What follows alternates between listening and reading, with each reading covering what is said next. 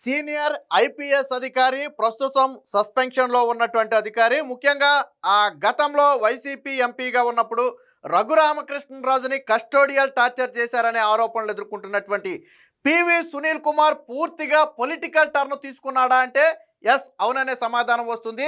వాళ్ళు వీళ్ళు కాదు, గతంలో కూడా కొద్ది రోజుల క్రితం కూడా ఒక అంబేద్కర్ విగ్రహానికి సంబంధించి ఆ ప్రారంభోత్సవానికి వెళ్ళి కొన్ని రాజకీయ వ్యాఖ్యలు చేయడం జరిగింది.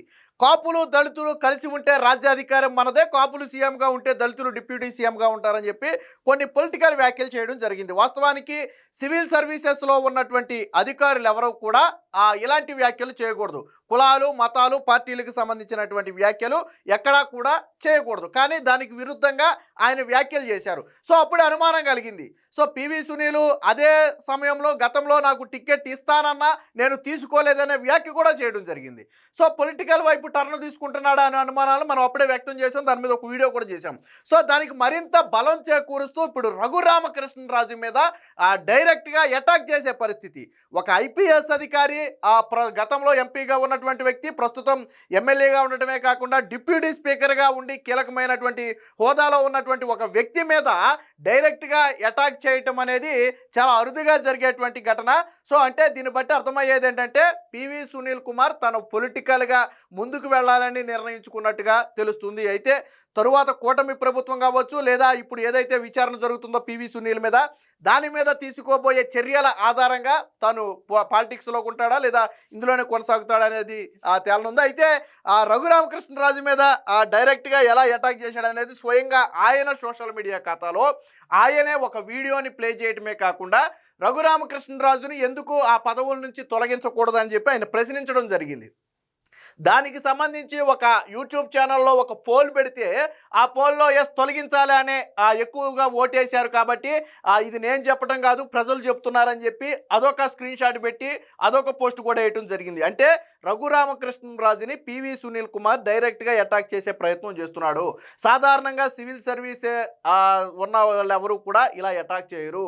తాను ఇంకా సివిల్ సర్వీసెస్లో ఉండబోయేది లేదు, రాజకీయాల్లోనే ఉంటానని నిర్ణయించుకున్న నేపథ్యంలోనే ఇలా అటాక్ చేయొచ్చనే అనుమానాలు అయితే కలుగుతున్నాయి. అసలు ఏం జరిగింది అనేది మనం ఒకసారి చూద్దాం. ఇది పివి సునీల్ కుమార్ అధికారికంగా తన ఖాతాలో తన సోషల్ మీడియా ఖాతాలో ఎక్స్ ట్విట్టర్ ఖాతాలో పెట్టినటువంటి పోస్ట్ ఇది. దర్యాప్తు సక్రమంగా జరగడం కోసం నన్ను సస్పెండ్ చేశారు, మంచిదే. మరి సమన్యాయం కోసం రఘురామకృష్ణరాజు గారిని కూడా అన్ని పదవుల నుండి సస్పెండ్ చేయాలి కదా. సిబిఐ దర్యాప్తు సక్రమంగా జరగటానికి ఆయనను పదవుల నుండి తొలగించాలి, చట్టం అందరికీ సమానం అనే మెసేజ్ వెళ్ళాలని ఈయన చెప్పడం జరిగింది. ఇక్కడ ఒక వీడియోనైతే ఆయన పోస్ట్ చేశారు. ఏంటి వీడియో సారాంశం అంటే, గతంలో బ్యాంకులకు రుణాలు ఎగ్గొట్టారనే ఆరోపణల మీద రఘురామకృష్ణరాజు మీద కేసు నమోదైంది. ఇది జగన్మోహన్ రెడ్డి హయాంలోనే అయ్యింది. సరే, ఇది రాజకీయ కక్ష అప్పట్లో అన్నారు కూడా, అది వేరే విషయం. సో దీనికి సంబంధించి రఘురామకృష్ణరాజు గారు సుప్రీంకోర్టుకి వెళ్ళడం జరిగింది. సుప్రీంకోర్టులో ఏంటంటే ఆయనకి గతంలో ఉన్నటువంటి స్టేని అయితే ఎత్తివేయడం జరిగింది. స్టే ఎత్తివేస్తే ఏమవుద్దంటే ఆటోమేటిక్గా విచారణ ప్రారంభం అవుద్ది.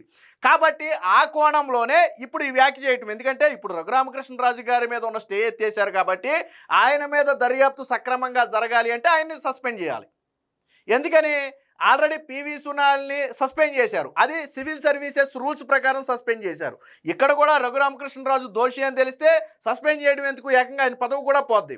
రఘురామకృష్ణరాజు గారు ఇందులో బ్యాంకులు నిజంగానే మోసం చేశారని తేలి కోర్టు ఏదైనా శిక్ష విధిస్తే ఆటోమేటిక్గా పదవి అనేది పోద్ది. సో అంటే సివిల్ సర్వెంట్లకు ఏదైతే రూల్స్ ఉన్నాయో అదే రూల్స్ రాజకీయ నాయకులకు ఎందుకు ఉండవు అనేది పివి సునీల్ అడుగుతున్నటువంటి ప్రశ్న. మరి ఇదే ప్రశ్న జగన్మోహన్ రెడ్డిని అడుగుండాలి గతంలో. ఎందుకంటే 16 నెలలు జైల్లో ఉండొచ్చి స్టిల్ సిబిఐ కేసులు ఎదుర్కొంటున్నటువంటి వ్యక్తి ఆయన ముఖ్యమంత్రి పదవికి ఎలా అర్హుడు? మరి ఆ రోజు ఎందుకు ప్రశ్నించాలా? ఎంత చిన్న లాజిక్ ఎలా మిస్ అయ్యాడు పివి సునీలు? నువ్వు రఘురామకృష్ణరాజుని తొలగించాలన్నా ఓకే, బాగుంది. మరి ఆ లెక్కని నువ్వు గతంలో ఎవరి హయాంలో ఎవరికి తొత్తుగా పనిచేసి నాడు ప్రతిపక్షంలో ఉన్నటువంటి టీడీపీ నేతలను ఇబ్బంది పెట్టావో, మరి ఆ వ్యక్తే ఆ రోజు నీకు బాస్గా ఉన్నటువంటి వ్యక్తే, సీఎంగా ఉన్నటువంటి వ్యక్తే 16 నెలలు జైల్లో ఉండొచ్చాడు. 43,000 కోట్ల రూపాయల ఆర్థిక నేరారోపణలు ఉన్నాయి. అలాగే ఈ రోజుకి సిబిఐ విచారణ ఎదుర్కొంటున్నాడు. మరి అలాంటి వ్యక్తి సీఎం అయితే సిబిఐ విచారణ అడ్డుకోడా? నువ్వు చెప్పావు కదా చట్టం అందరికీ సమానంగా ఉండాలని. మరి ఈ ప్రశ్న ఏదో ఆ రోజు జగన్మోహన్ రెడ్డిని అడిగి జగన్మోహన్ రెడ్డి ముఖ్యమంత్రి పదవికి అనర్హుడు అని ఆ రోజు నువ్వు మాట్లాడుంటే ఈరోజు రఘురామకృష్ణరాజు గురించి మాట్లాడటానికి నీకు అర్హత ఉండేది. ఆ రోజు జగన్మోహన్ రెడ్డి హయాంలో ఆయన అడుగులకు మడుగులొత్తి ఈవెన్ జగన్మోహన్ రెడ్డి హయాంలో అత్యధికంగా నష్టపోయింది దళితులే. నువ్వు వాళ్ళకేం చేసావో చెప్పు. పోని నువ్వు అంటావు కదా నేను దళితోద్ధారకుడిని అని చెప్పి పివి సునీల్ చెప్పుకుంటాడు. ఆల్ ఇండియా మిషన్ అని చెప్పి ఏదో అంబేద్కర్ మిషన్ అని చెప్పి ఏదో ఒకటి ఉంది. ఓకే, మరి జగన్మోహన్ రెడ్డి హయాంలో దళితులు డాక్టర్ సుధాకర్ దగ్గర మొదలు పెడితే శిరోమండనం కేసు వరకు దళిత డ్రైవర్ సుబ్రహ్మణ్యం వరకు ఎంతమంది జగన్మోహన్ రెడ్డి హయాంలో వాళ్ళ నాయకుల చేతుల్లో బలిపశువులుగా మారారు? ఏ రోజైనా నువ్వు నోరెత్తి ప్రశ్నించావా? పోనీ ఇప్పుడు నువ్వు అడుగుతున్నటువంటి ఈ ప్రశ్న, అరే 16 నెలలు జైల్లో ఉండి సిబిఐ కేసులు ఉన్నటువంటి వ్యక్తి ముఖ్యమంత్రి అయితే ఎలా?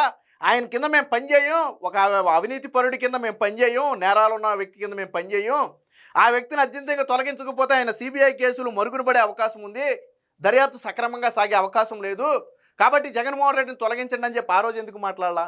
అయినా ఒక సివిల్ సర్వెంట్ అధికారికి వీటి గురించి మాట్లాడాల్సిన అర్హత లేదే, ఎక్కడ మాట్లాడకూడదు కూడా కదా. అయితే నేను ఇందాకే చెప్పా, ఆయన ఇంకా ఇందులో కొనసాగాలని ఆయన అయితే కోరుకోవట్లా. పివి సునీల్ ఉద్దేశం ఏంటి? నాకు తెలిసినంత వరకు ఖచ్చితంగా పివి సునీల్ త్వరలోనే రాజకీయాల్లో అడుగు పెట్టబోతున్నాడు. అందుకనే ఇప్పుడు ఓపెన్ ప్లాట్ఫామ్ మీద రఘురామకృష్ణరాజు మీద అటాక్ చేస్తున్నాడు. చరిత్రలో ఎక్కడా కూడా ఇంతకంటే దారుణంగా ఉన్నటువంటి విషయాలు ఉన్నాయి, కానీ ఎక్కడా కూడా ఒక ఐఏఎస్ ఐపీఎస్ ఐఎఫ్ఎస్ అధికారులు ఎవరు కూడా రాజకీయ నాయకుల మీద డైరెక్ట్గా అటాక్ చేసిన ఘటనలు లేవు.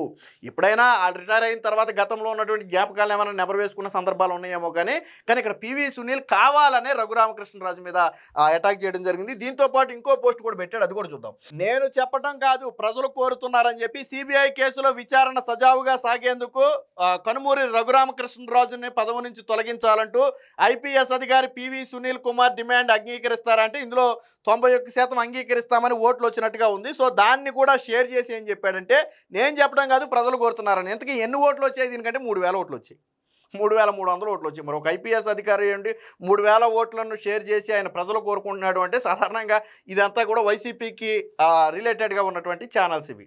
సో అట్లా ఆటోమేటిక్గా వాళ్ళే గుద్దుతారు. సో 4 గ్రూపుల్లో షేర్ చేస్తే వాళ్ళే గుద్దుతారు. సో దాన్ని తీసుకొచ్చి మళ్ళీ ప్రజలు కోరుకుంటున్నారు అని. మరి ఇదే పోలు జగన్మోహన్ రెడ్డికి గన మనం పెట్టామనుకో, జగన్మోహన్ రెడ్డి అవినీతి పరుడుగా ఉన్నటువంటి జగన్మోహన్ రెడ్డి సీఎం పదవికి అర్హుడా అనర్హుడా అని మనం పెడతాం. ఖచ్చితంగా అనర్హుడు అని వస్తుంది. అప్పుడు జగన్మోహన్ రెడ్డిని అనర్హుడు అని పివి సునీల్ చెప్తాడా? దాన్ని తన సోషల్ మీడియాలో షేర్ చేస్తాడా? నేను ఇస్తా. ఆల్రెడీ గతంలో వచ్చినవి చాలా ఉన్నాయి. జగన్మోహన్ రెడ్డి గత ఎన్నికల టైంలో కూడా జగన్మోహన్ రెడ్డి సీఎం పదవికి అర్హుడా అనర్హుడా అంటే రెండోసారి అంటే చాలామంది ఏముంది 85 to 90% అనర్హుడనే పెట్టారు. ఆ స్క్రీన్ షాట్లు మన దగ్గర కూడా ఉన్నాయి. గతంలో బోల్డ్ వీడియోలు చేసాం ఇలాంటివి పెట్టి. మరి నేను కూడా ఇస్తా. పివి సునీల్ షేర్ చేస్తాడు దాంట్లో. అలాగే పివి సునీల్ మీద కూడా ఒక పోస్ట్ పెడదాం. పివి సునీల్ గతంలో రఘురామకృష్ణరాజుని టార్చర్ చేసిన మాట వాస్తవమా కాదా, జగన్మోహన్ రెడ్డికి అడుగులకు మడుగులు వచ్చిన మాట వాస్తవమా కాదా అని ఒక పోల్ పెడదాం. అందులో ఒకవేళ పివి సునీల్ అడుగులకు మడుగులు వచ్చాడు, రఘురామకృష్ణరాజుని టార్చర్ చేశాడు అని వచ్చింది అనుకో, షేర్ చేస్తాడా రఘురామకృష్ణరాజు? తన సోషల్ మీడియాలో షేర్ చేస్తాడా? అంటే కేవలం రఘురామకృష్ణరాజుని టార్గెట్ చేయటం వెనక ఉద్దేశం ఏంటంటే, రఘురామకృష్ణరాజే వాస్తవానికి ఈరోజు పివి సునీల్ మీద కేసు పెట్టింది, A1గా ఉన్నాడు. ఆ రోజు జరిగింది ఏంటనేది తర్వాత కోర్టుల్లో తెలుస్తుంది, వేరే విషయం. కానీ రఘురామకృష్ణరాజుని టార్గెట్ చేయటం వెనక ప్రధాన ఉద్దేశం జగన్మోహన్ రెడ్డి ఉండి నడుపుతున్నాడని అనుమానం. రేపొద్దున పివి సునీల్ రాజీనామా చేస్తే స్వతంత్రంగా పోటీ చేస్తాడా, పార్టీలోకి వెళ్ళి పోటీ చేస్తాడా? సరే, స్వతంత్రంగా పోటీ చేస్తే ఓకే, వెళ్ళనుకుంటే తప్పులేదు. లేదు నేను వైసీపీ పార్టీలోకి వెళ్తానంటే 16 నెలలు జైల్లో ఉండొచ్చినటువంటి వ్యక్తి, 43,000 కోట్ల రూపాయల అవినీతి అక్రమాస్తుల కేసులో సిబిఐ కేసులు ఎదుర్కొంటున్నటువంటి వ్యక్తి, మరి ఆ వ్యక్తి పార్టీలోకి వెళ్ళి నువ్వు నీతి బోధులు ఎట్లా చేస్తావు? ఎలా చేస్తావు ఆ పార్టీలోకి వెళ్ళి? సో కాబట్టి ఇదంతా కేవలం కుట్ర, తెర వెనక వైసీపీ నడుపుతున్నటువంటి డ్రామా. ఆ రోజు పావుగా వాడుకున్నారు, ఈ రోజు సస్పెండ్ అయిన తర్వాత ఈ విధంగా రఘురామకృష్ణరాజు మీద అటాక్ చేస్తున్నారు. ఏది ఏమైనా మొత్తంగా ఇప్పుడు పివి సునీల్ కుమార్ అంశం అయితే అటు న్యాయవర్గాల్లో కావచ్చు, ఇటు సివిల్ సర్వెంట్లో కావచ్చు ఒక చర్చగా మారింది అనేది మాత్రం వాస్తవం.